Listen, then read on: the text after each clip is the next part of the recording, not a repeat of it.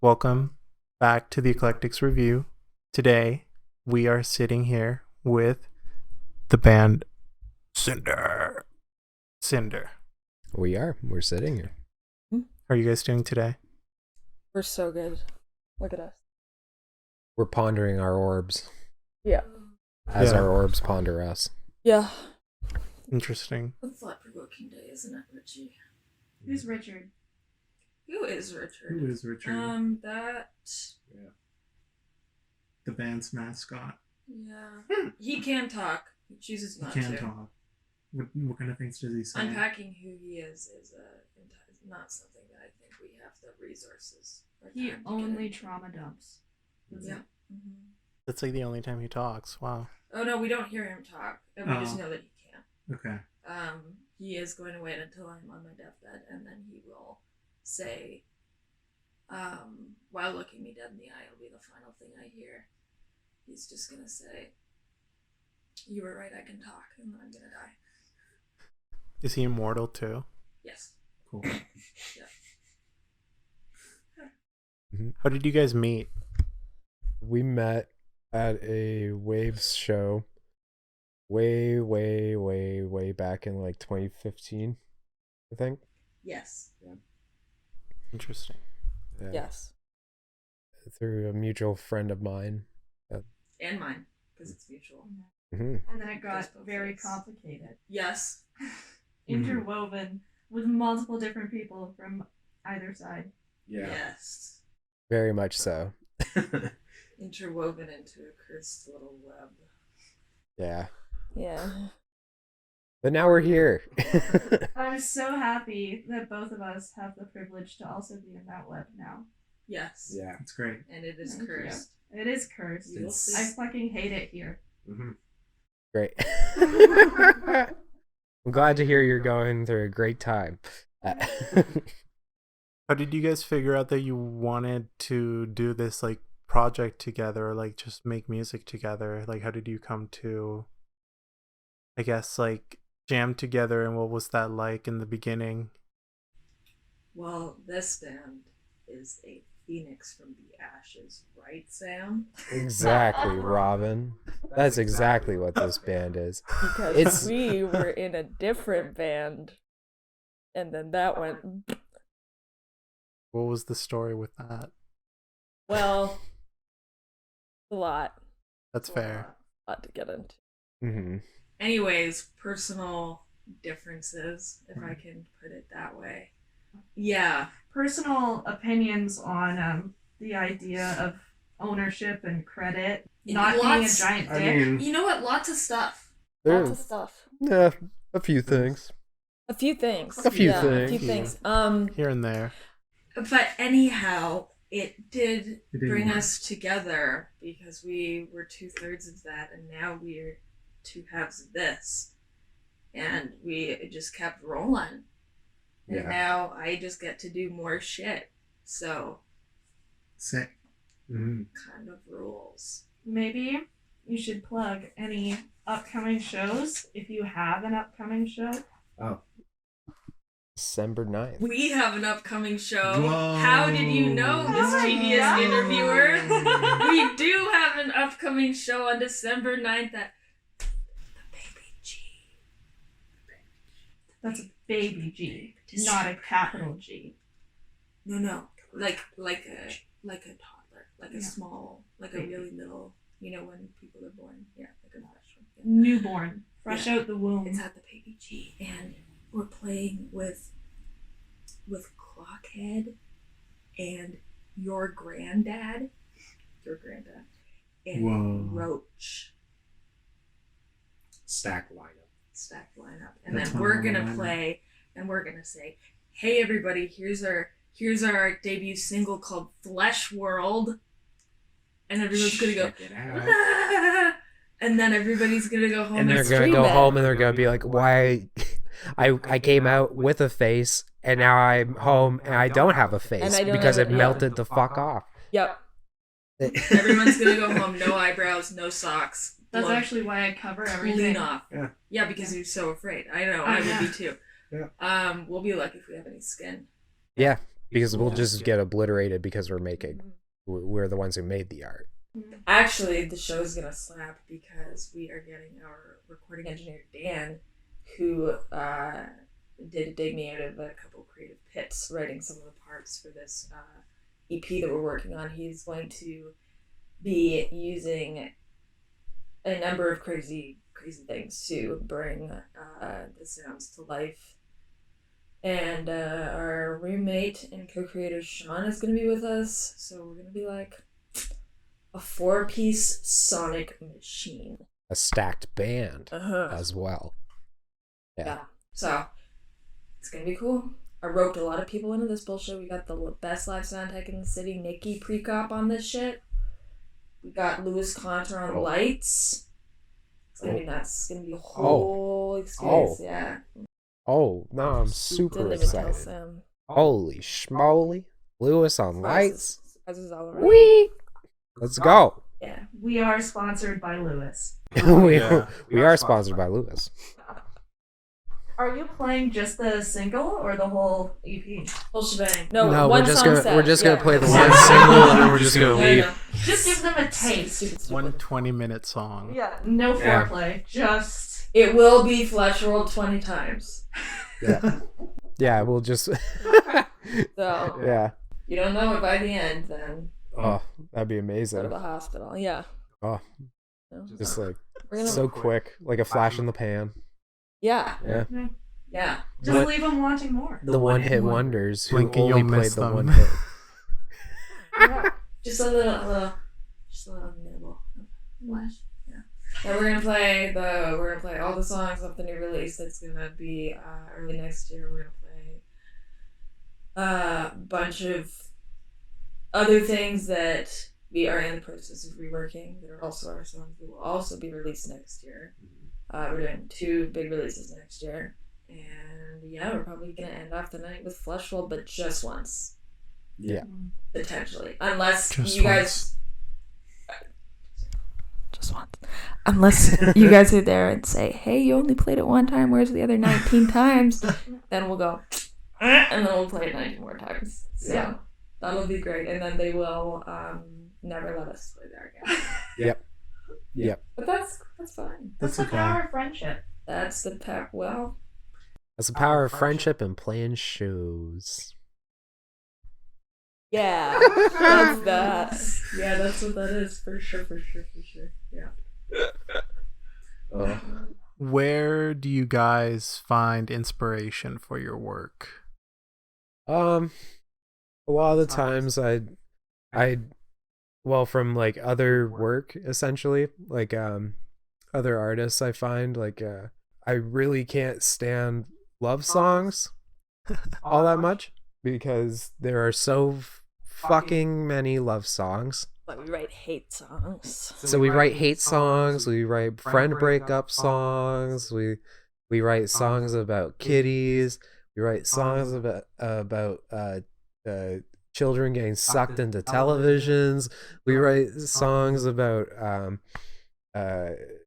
killing somebody in the woods with your truck and then holding their dead body and crying, and you know, Somebody like- suffocating themselves. We write about that too. yeah, But that you were, too. but if you were yeah. friends with them, that's Yeah. what it sounds like. yeah. Obviously. So we have a whole plethora of different flavors of songs that you can peruse that you're pleasing. None of them I can guarantee will make you feel that good, but but I guarantee you they will get that booty shaking. Yes, Wow. we like to make the songs about things that are horrible, but also you have to dance to them, and you will get stuck in your head. It's a trap. We're trying to trap people, right? Oh yeah. Wait a minute. What am I shaking ass to? Oh no. He suffocated himself. Ah shit. That's kind of like that's It's a tricky vibe. that's our MO. It is a tricky vibe. Yeah. It has taken a while, but now we have a new manager who has really whipped it into shape. So thank God for that. Ready? You definitely have a definite aesthetic. We do. It's him. He's tall like cat. Yeah. Mm-hmm. Yeah. He's actually very directorial when he's in the right place. Like he really knows how to articulate. I wish we had a microphone for Richard, just so everyone could hear his purring. I think he would take over the whole interview, though. Oh yeah, no, He already is. He already is. yeah. But both of you have been in the underground scene for a while. So I guess my question is, what is so great about Toronto's underground scene? Because I feel like a lot of people don't even know that Toronto has an underground scene. Well, it's extremely nice. Like, oh yeah, I've gone to a lot of shows, and like almost at every single show I go to now, like there's people I just know, like, and I can go up and talk to them, and they'll be like, holy schmoly, I'm so happy you came out, and like it'll actually make you want to come back to like more, because like it's welcoming. Maybe It's, you're just cool. You just I have a lot of guess. friends. Yeah, Yeah. but you just have a lot of friends, Sam. Some of us don't know what that feels like. Are you kidding? What are you talking about? It happens to you Anyway. all the time. It happens to you so much, you wish it would stop. It happens so much. I hate it here. I hate how oversaturated the scene is with specifically like mediocre music. Like, if you're gonna suck, just like double down. Just be like bad enough that I want to come see you play. You know, like don't release mediocre shit. And like, for the love of God, you cannot produce it yourself. Just don't. Just save up like your allowance for a month and pay somebody to fucking produce it. It just, I can't with like all the little mom and daddy bands here. It's like ridiculous. But I am only here because, you know what, bitch can't drive. And I need to be close to it if I'm gonna do it. So Yeah. suck it up and stick around. Yeah, I don't know. I it's good though. There's some absolutely awesome bands that just don't get the recognition that they should, because we're all lumped in with a very fresh pile of dung. Mm-hmm. So it doesn't help in like a culture, you know, where we're in a city that has so many great venues and people don't want to go out and see local shows because you have no idea what you're getting into. Most of the time when you buy the $1 surprise bag, you don't get the goodies you want to show. What's even better is you can't get a show unless you have crowd draw. Mm. And how are you supposed to get crowd draw if you can't even fucking get a show that actually has bands with other crowd draw? It's so fucking It's a bit of stupid. a dog eating its own tail, but like There's a snake. wild shitting. Yeah, I don't know. It's like something like that. Yeah. Yeah, that's just kind It's a of perpetual cycle of a dog eating its own shit and, and then re-eating the shit. And I have Yeah. contributed to some of the terrible music. I'm not trying to be on a pedestal here, but I'm also. I mean, I was just little. I was just a child. Like, Not I was everything. responsible for what I did. not everything you make is gonna be like great either. Like, you are gonna make crap, and that's gonna be part of your progression most of the time. And what's even cooler is to see that progression. Like one thing I find really annoying with artists, especially even in this scene too, is that they'll work on something for like well over like a year, and it'll just suck. It sucks. Maybe they'll even work on it for like 3 years, and then it just sucks.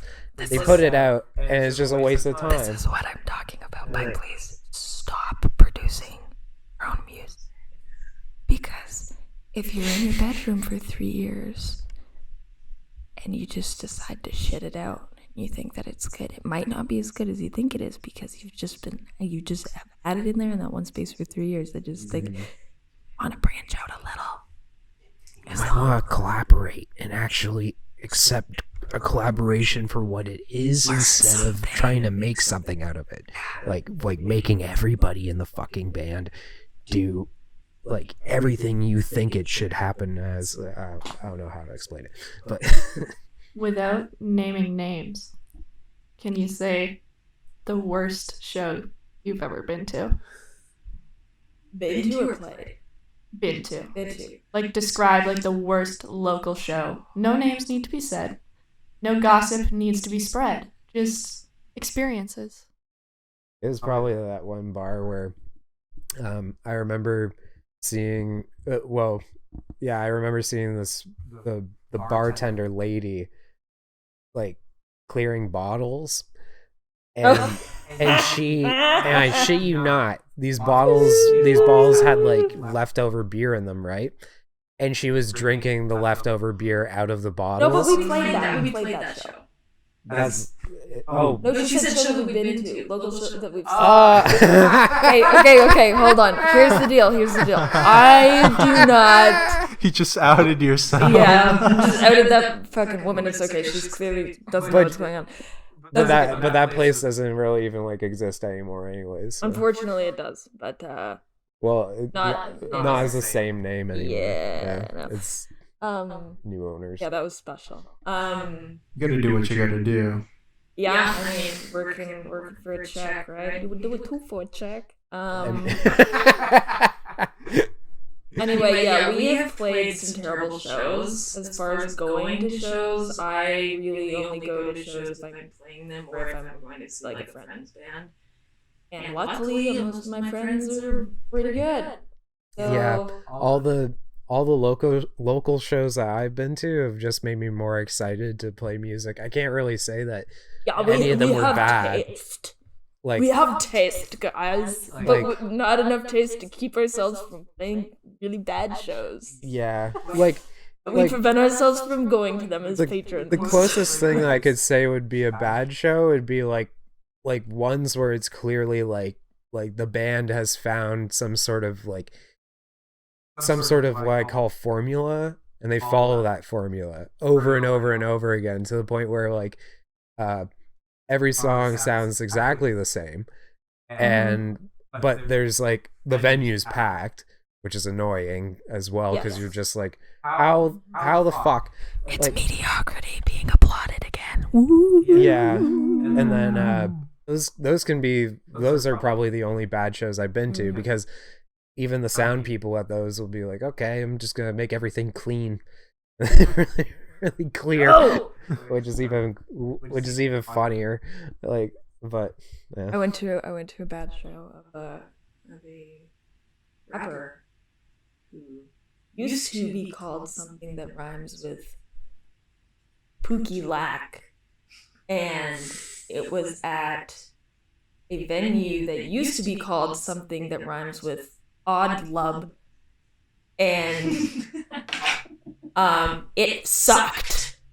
It was so overcrowded. It was so sweaty. I almost passed out. And I was sweaty enough that I should have been able to slip through the crowd like a little dolphin, like a little slug. I should have been able to just like slip right out there. No, I could not fucking move. I was sitting there. I was supposed shaking. to go to that show, but I made my friend like give the tickets to my other friend because I was like, no, it sucked. Yeah. And he really clearly didn't want to be there, and I think that he sang the same note the whole time, and the only stage prop was like a hassock shaped like a goat, which was like cool, but also like plays a sip of like context, maybe something. Like they didn't even try with the lights really, and like the opener was like his instrumentalist who was just kind of up there like improvising for a bit.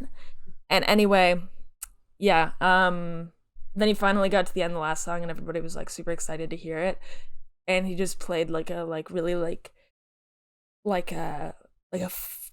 upbeat like folky version of it. Whoa. And I just was like, that's when I started really a slide out of there. It was not fun. I wish I hadn't gone. Yeah.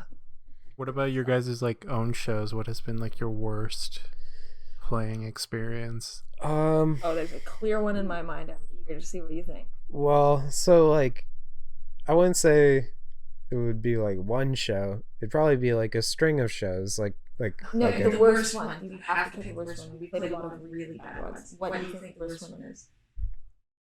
Gun to your head.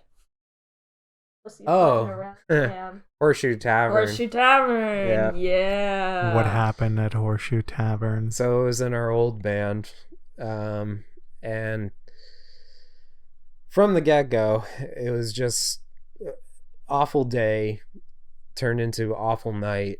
I was excited. We were also excited for like this show coming up because it was for Exclaim as well. It was for their class of 2019, was it? Mm-hmm. Yeah. And damn.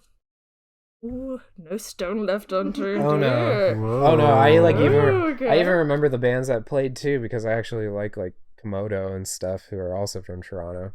Shout out Komodo. They're really rad. Yeah, so as we started playing, like, I broke one of my strings on the bass, the A string. Oh, shit. So I had to go for the backup bass, and the backup bass wasn't even tuned, and I didn't tune it like an idiot. And then I started playing the synth, Yeah. and it was off because the bass wasn't tuned. And then, the like Mhm. scene canisters in my head started going like, doo doo, you know. Yeah. And then we stumbled our way to the very last song because the other member of our band, I think, they were going through a bit of a panic attack. Well, the guitar broke. You hit yourself in the head and gave yourself a tennis Yeah. ball sized bruise on the side of your head. Yeah. And we're trying to play the last song. The guitar broke. The guitar was then smashed in frustration. The amp was picked up and thrown on the stage. Onto the And guitar. I was there trying to end the last song, which was a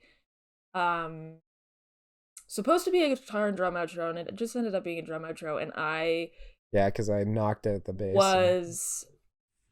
I really had to battle with myself to make myself stay on stage because I was so angry. And I've never had that experience before, ever. I've never considered walking off stage, and I've never been that upset on stage. It was really, really shitty, and dealing with the aftermath of it was not fucking fun either. Afterwards. And it was probably the biggest crowd we've ever played to. Yeah. And then afterwards, I just kind of I even just sat. So afterwards, I sat with my family, and I had a bag of ice on my head. And then my family left because they had to go back to to Whitby, and I just sat there and just cried by myself for pretty much through Komodo's set, and I think the other band's set. huge fucking show. Like all of our families were there. Yeah. I had to leave. I had to walk out. I had to walk straight outside right away because I was The other member of our band who was the one destroying the guitar and stuff, even went out to the car and just sat in the car and had a good old cry as well. It was terrible.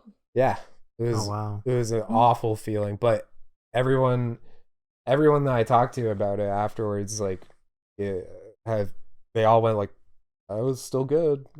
They all thought it was good, but Sound guy was good, so the Yeah. songs that we did do sounded good, but it was infuriating. yeah, really bad. Or the time that our last manager Was very insistent that we drive 13 hours to Minneapolis for a first show when we could have just started at the stop that was fucking 4 or 6 hours away, but instead insisted that we go start 13 hours away and then drive 10 hours the next day. We had a 2002 Toyota Sienna with almost 400,000 kilometers on it.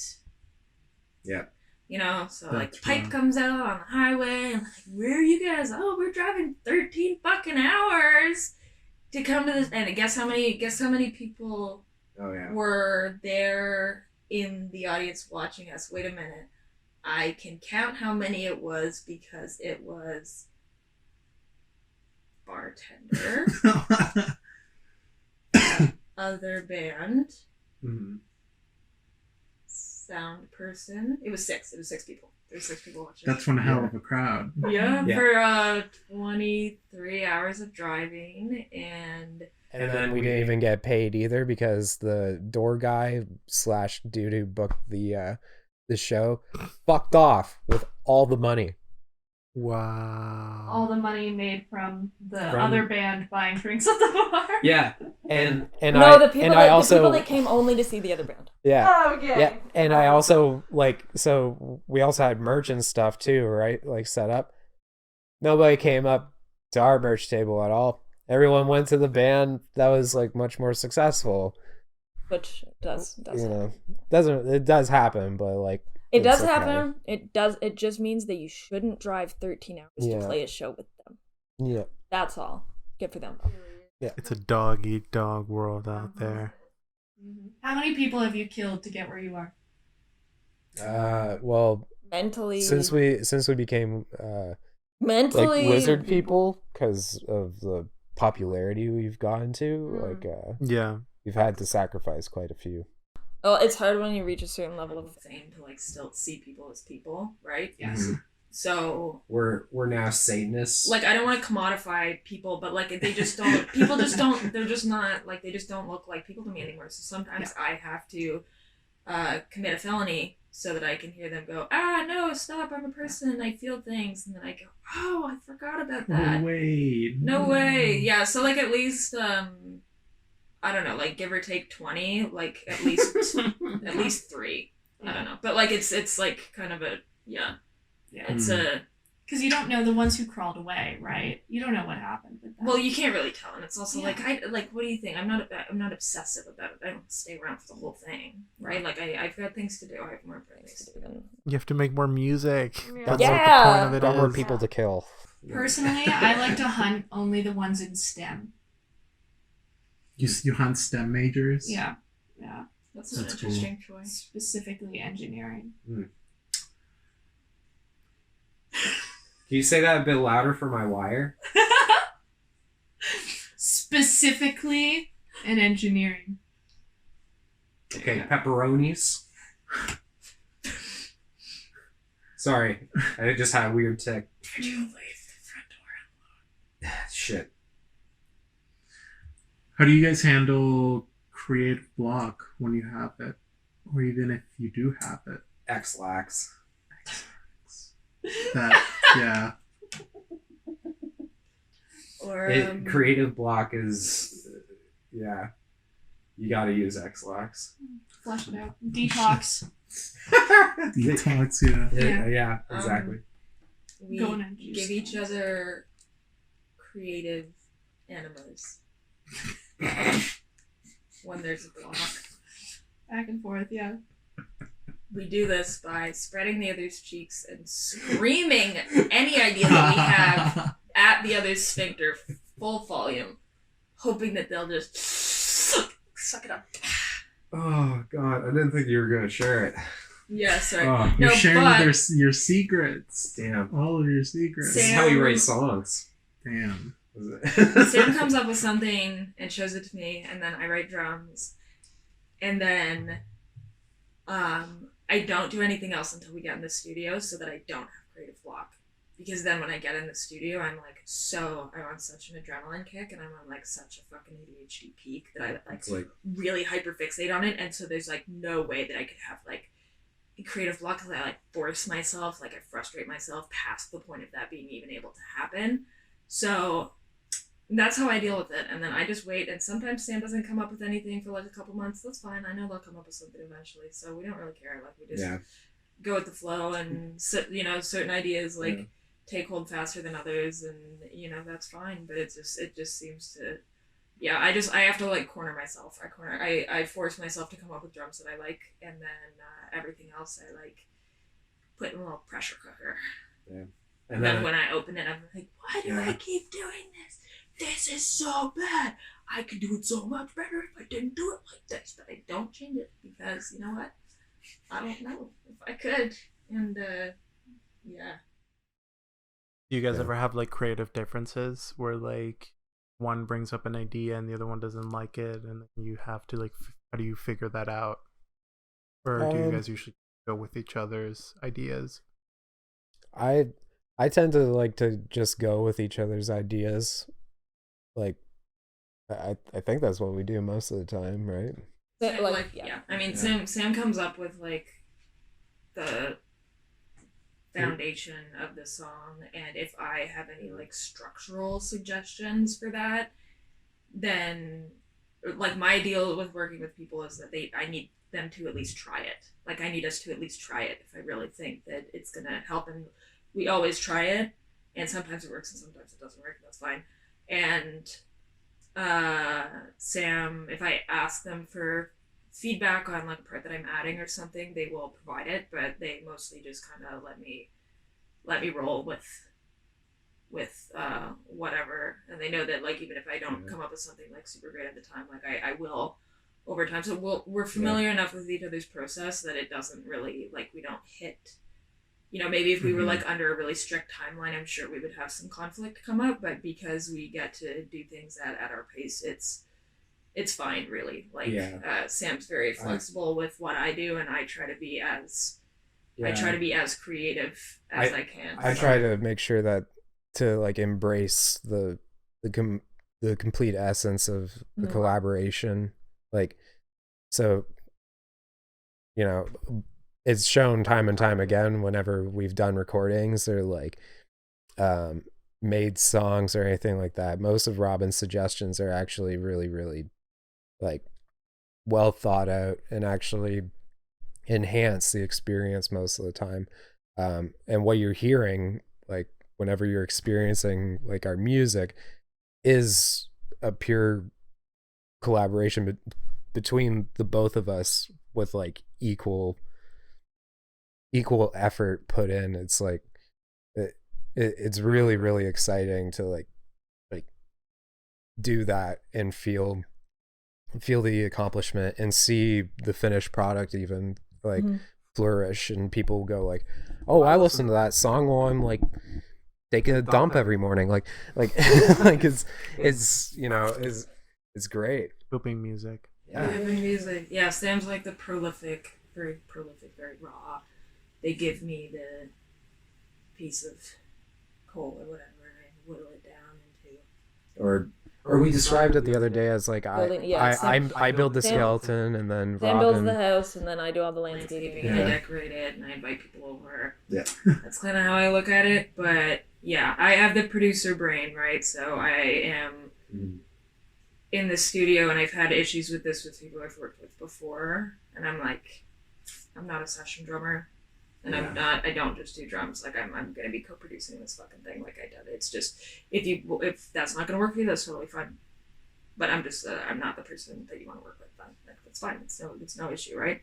But sometimes it hasn't gone very well. And like I think Sam trusts me at this point to know that, you know, it's not being persnickety for the sake of being persnickety. Like I really know what I want to go for. Yeah. Sometimes I can't articulate it, but if I really make big fuss about something, I know that I'm right about it and it's going to enhance the song. So I'm the one that sits for however long need be and like nitpicks certain things and does the drafts of the edits and shit. And I really like to kind of whittle in and give it that practical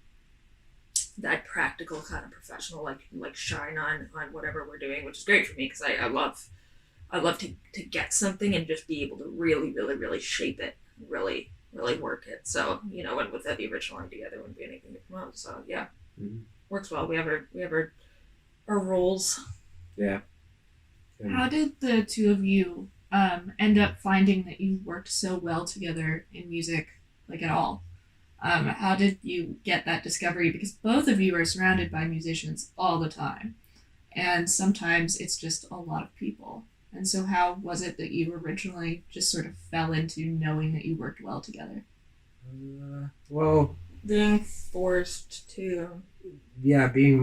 Essentially. We had to collaborate in the other band, right? And like I said, there were a lot of differences, and I think stress and conflict obviously tears relationships apart, but that being said, it can also bring people closer together when they're going through the same turmoil, right? It really strengthens a bond. So creatively, I think that's what happened with us. And, you know, just having time like the patience to Mhm. just keep trying things together and not just go practice each week for a month and then, oh, okay, well, it's not working out. Like, no, we haven't done that. We just give time. Like, there's been times where, Sam's been focusing on different things creatively or in a creative rut. And if so we haven't played, there's been times where I just am too busy or I'm just not feeling it and we just don't. So it's just being patient with each other. And like I said, like the trust is the biggest thing. And that is what, like, I've certainly had poor experiences with collaborating in the past, when you think that you know your role and your value in a project, and it turns out that other people have a completely different idea. So we trust each other, and it's been long enough, and we fit comfortably where we are. I trust that Sam will continue to come up with great ideas, and Sam trusts that I will continue to co-write and enhance them. So it's really just that. Like, that's why we work well together, is because we trust each other. Yeah. So. And what's it like having had to reinvent yourself? Is there like a freedom now, or has it been both chaotic and difficult, but also a good thing? How do you feel about that reinvention? Well, at the beginning, it was, for me at least, it was like terrifying because I was like, oh, I'm like, what do we do with everything It that wasn't a we clean. just It worked wasn't up a for? clean program. Yeah. No, it was very stressful. Yeah. So And It's just stressful, kind of feeling like you're starting back from like point zero. We've both had so many projects that have just Ground not zero. worked out. It gets old, right? It's stressful feeling like you're starting back again. Most bands, like independent bands, last for about around like a year or so, maybe like 2 years. Like local independent, yeah. Like just people. And it's kind of cool when like a band lasts for way over that, like way over that, because that kind of longevity actually creates success over time, because music's a real slow burn.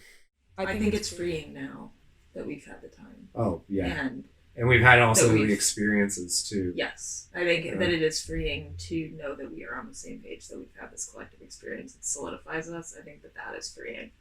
Again, it just comes back to the trust thing. Like, going through all that shit and having to reinvent together, that really solidifies the relationship. And so I think it's completely freeing now, and I think we're really, really proud of what we've done, and what we have done, and we worked our asses off. I worked my fucking ass off. I have a lot more space to fill on this shit than the past, right? Like, there's no guitar, no nothing. It's just the two of us. So I worked my ass off, and I think we did a really good job. So I think it's great that we, have a prospective group of people that were already interested in kind of what we were doing, that we can now present this new thing to. I think that's awesome, and I think it's also great that we're held back by no restraints and no past expectation, because like we have rebranded. So I think it's freedom. I'm happy with it, and for all that it was shitty at times, I think it's good that we did go through all of that together. So.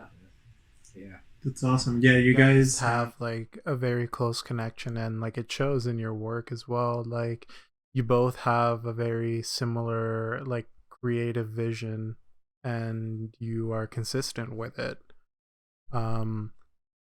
What do you guys have planned for the future?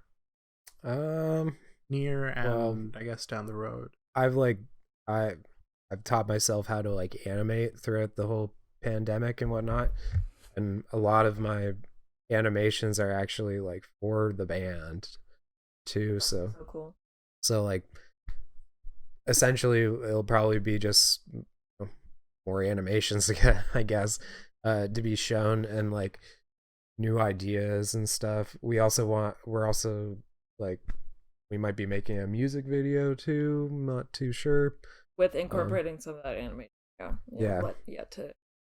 Yet to really solidify that. Yeah.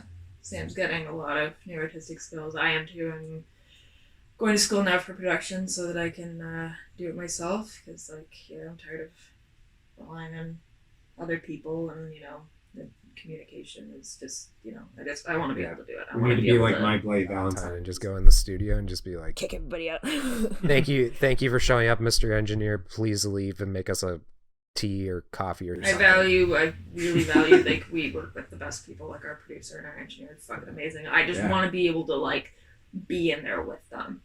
I have no intention of not working with them. They're fucking brilliant people, and like, we owe a lot to them. Actually, yeah. But I just want to be like, I know that I've got to be on that level with the ideas that I have and the opinions that I have. That if I repress them, I feel like I will just resent the art that I'm making. So, I'm really trying to get there so that I can do it effectively. So that's kicking my ass. That's what I'm doing. But we're putting out the single end of November. We will be putting out an EP, probably like early February. Yeah. And then we will be putting out another EP, potentially, like in the spring. So we're gonna be going bam, bam, bam, as best we can. So yeah, we're pumped. And then if COVID fucks off, we'll probably start to try to do some shows that aren't here. Yeah. Travel Yeah. We'll Go do to- some. Go to other places. Yeah. But Ooh, other places. Like right? Hamilton. Whoa. Whoa, like Guelph? What? water. Anything you gotta say, Richard?